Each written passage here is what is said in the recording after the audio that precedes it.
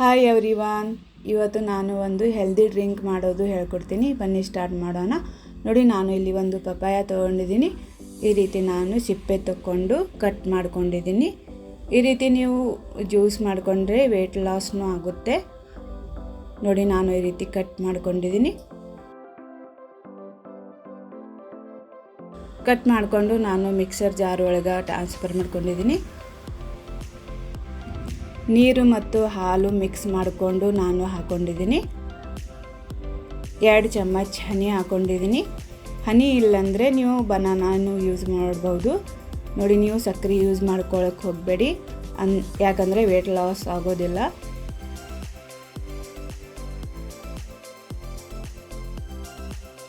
ನೋಡಿ, ಲೀಡ್ ಮುಚ್ಕೊಂಡು ನಾನು ಇದು ತಿರುಗಿಸ್ಕೊತೀನಿ. ನೋಡಿ, ಜ್ಯೂಸ್ ರೆಡಿಯಾಗಿದೆ. ನೋಡಿ, ಇದು ಜ್ಯೂಸ್ ಏನಿದೆಯಲ್ಲ 2 ಗ್ಲಾಸ್ ರೆಡಿ ಆಗುತ್ತೆ.